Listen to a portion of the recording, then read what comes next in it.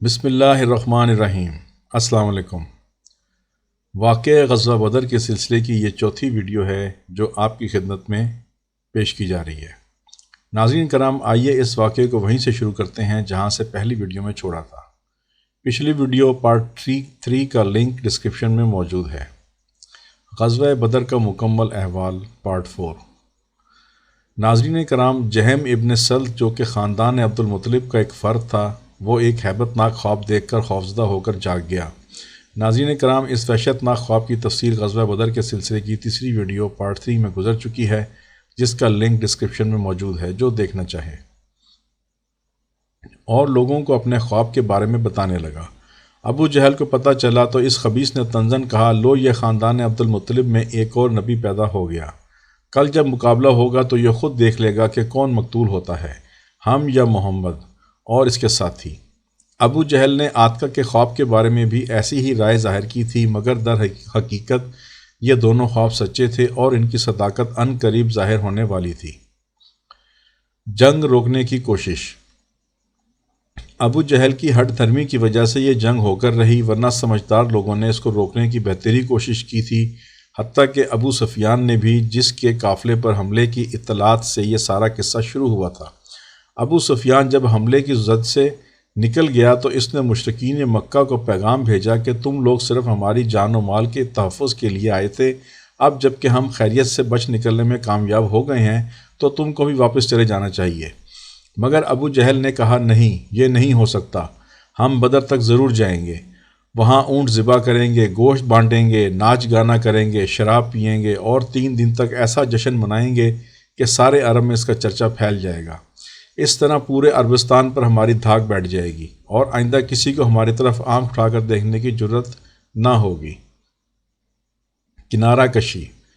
لشکر میں شامل عقل مند لوگوں نے جب دیکھا کہ ابو جہل کوئی معقول بات سننے کے لیے تیار نہیں ہے تو ان کے لیے اس کے سوا کوئی چارہ نہ رہا کہ وہ خود اس جنگ سے علیحدہ ہو جائیں۔ چنانچہ قبیلہ بنی زہرہ کے ساتھ وابستہ ایک شخص اخنس بن شریک نے بنی زہرہ سے کہا، ہم جس مقصد کے لیے آئے تھے وہ پورا ہو چکا ہے اور قافلہ بخیریت گزر گیا ہے، اس لیے ہم کو اس خواہ خواہ کی جنگ میں شریک نہیں ہونا چاہیے۔ اگر تم میرا ساتھ دو تو ہمیں ابو جہل کی نکمی باتوں پر کان دھرنے کے بجائے واپس لوٹ جانا چاہیے۔ بنی زہرہ نے اخنس کی تائید کی اور سب کے سب اس کے ساتھ واپس چلے گئے۔ میدان بدر میں آمنے سامنے۔ آخر وہ دن بھی آ گیا جب دونوں فوجیں ایک دوسرے کو نظر آنے لگیں۔ ایک فوج نے میدان بدر کے ایک سرے پر پڑاؤ کیا، دوسرے نے دوسرے کنارے پر۔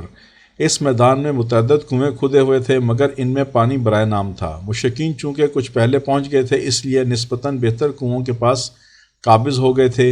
علاوہ ازیں جس زمین میں مشرکین کا قیام تھا، وہاں کی زمین بھی ہموار اور سخت تھی، جبکہ مسلمانوں والی جانب زمین اتنی نرم تھی کہ اس میں پاؤں دھنس جاتے تھے اور نقل و حرکت میں مشکلات پیش ہوتی تھی۔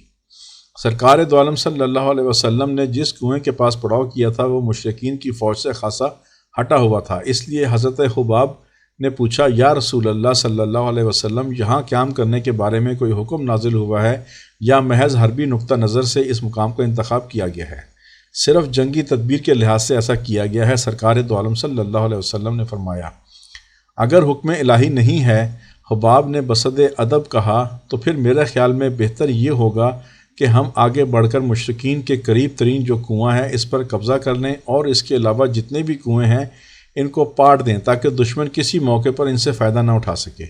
سرکار دو عالم صلی اللہ علیہ وسلم کو حضرت خباب کی یہ رائے بہت پسند آئی، چنانچہ آپ صلی اللہ علیہ وسلم نے مشرکین کے قریب والے کنویں پر قبضہ کرنے کے بعد باقی کنوؤں کو بند کرنے کا حکم دے دیا۔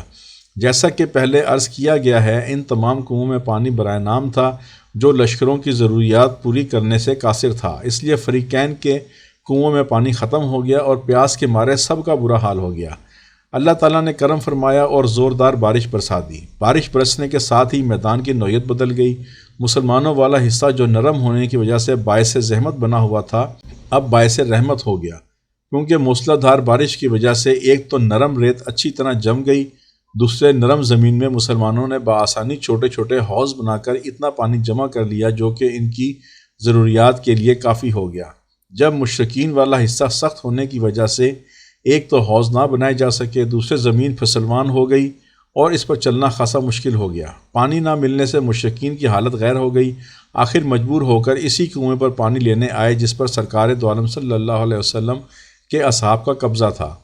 ناظرین کرام، آمنے سامنے صف ہارا خون کے پیاسے دشمن کو بھی کبھی کسی نے پانی دیا ہے، مگر اس مصطفیٰ جان رحمت پہ لاکھوں سلام جس نے اپنے اصحاب کو یہ انوکھا حکم دیا اور کہا چھوڑ دو، انہیں جی بھر کر پانی پی لینے دو۔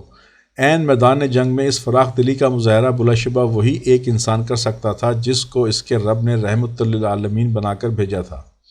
میدان بدر میں آپ صلی اللہ علیہ وسلم کے لیے صاحبان۔ لڑائی سے پہلے حضرت سعد نے ایک بہت عمدہ اور پر محبت تجویز پیش کرتے ہوئے عرض کی، یا رسول اللہ صلی اللہ علیہ وسلم، اگر اجازت ہو تو ہم آپ کے لیے ایک صاحبان بنا دیں جس میں آپ قیام فرمائیں اور ہم دشمنوں سے دو دو ہاتھ کریں۔